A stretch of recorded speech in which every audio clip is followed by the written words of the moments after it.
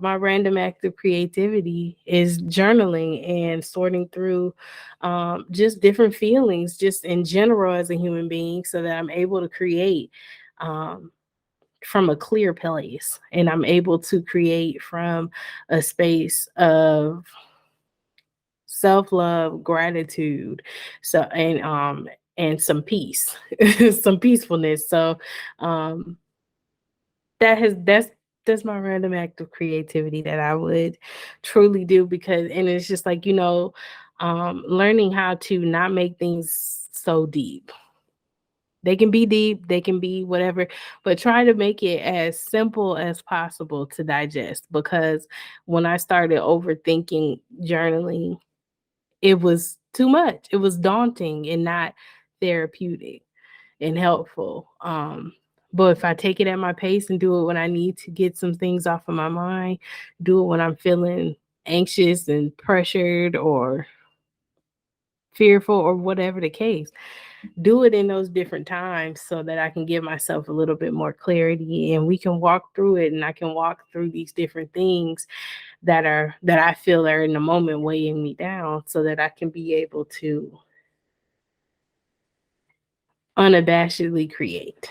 So that's my random act of creativity that I'm passing to you guys today. And now the next segment, before we get into a little topic, a little topic talk. Uh, the next the next segment that we have is the best creative content consumed this week. And honestly, the best creative content that I consumed this week would have to be,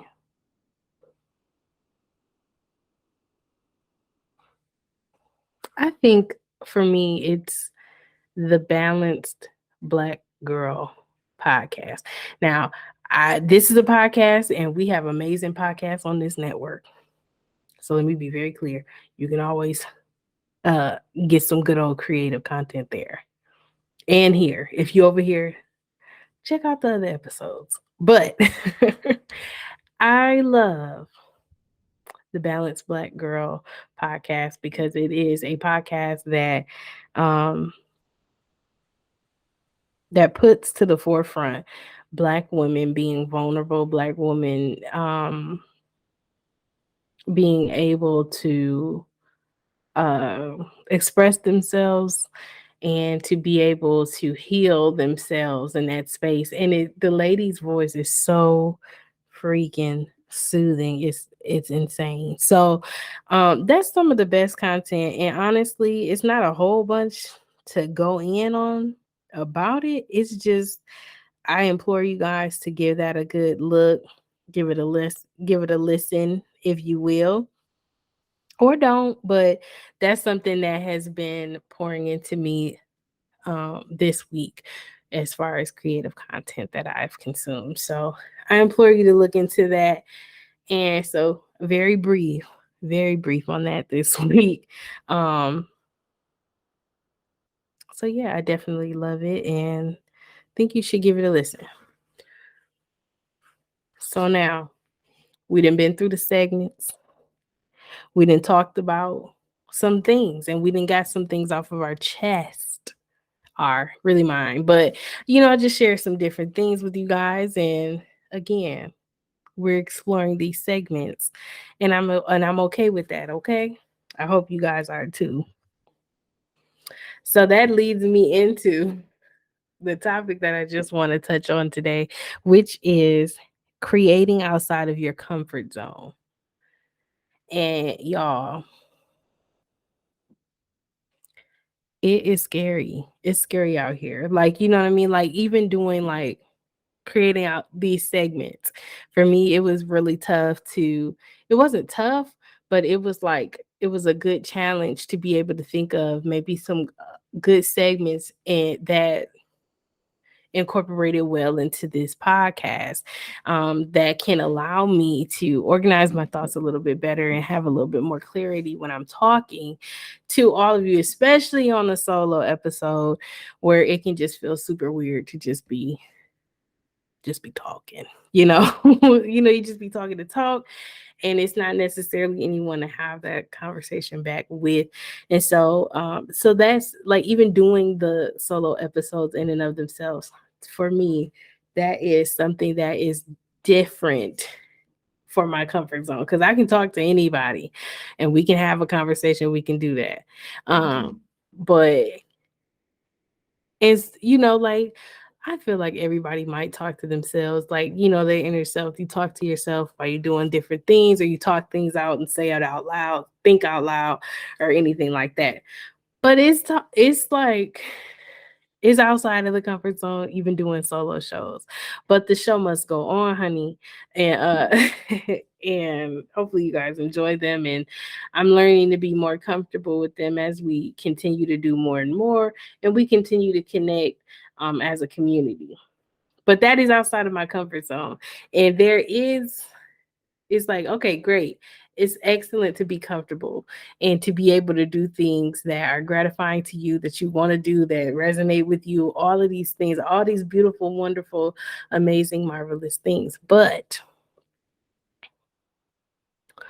sometimes you got to go outside of your comfort zone to continue to push forward and to progress as a creative, as a human being, but also as someone that is overseeing the process for a project, or being involved with the project. Sometimes some things do require you to go outside of your comfort zone and go outside of the box of what you would normally do, to be able to create something on a new level that you haven't experienced before.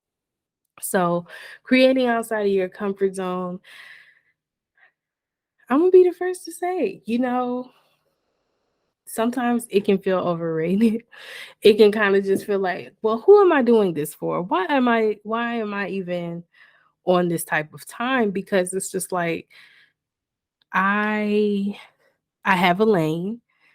I had and I've grown to be comfortable in this lane, and I found success in this lane of doing things, and I'm comfortable doing it, but not to the point of being complacent, because it's like, you're grinding, you're working, you're doing all the things that you need to do.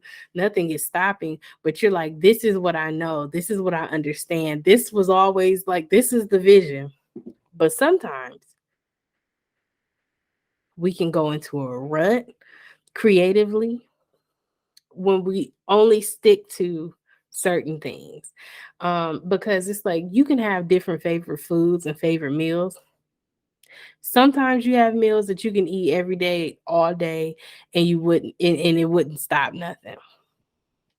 But for me personally, like, I can have favorites, but if I'm eating these favorites every day, or I'm burning out on eating this, like for instance, there's no shade, okay? But like, as kids, my mama was like, "Oh, y'all like this? Let me show you something." Okay. Cause she was like, "Oh, y'all like breakfast for dinner? Let me show you something. We about to have pancakes in the morning. We're gonna have pancakes when you come home, and we're gonna have pancakes on pancakes on pancakes." It was just like, I had to tell her, like, yo, this has gotta stop. I can't do this. We are pancaked out. Can we get a waffle? Can I please get my waffle? Or can I do something else? Can we do some egg? Can we do something else, baby? I can't do this. This is crazy. Or like sloppy joes. That was another meal that my mom was like, listen, this is money in the bank. Okay. Y'all kids are going to eat, and it ain't gonna sit here and wear me out to make it for you. You know what I mean? Or spaghetti, all these different things.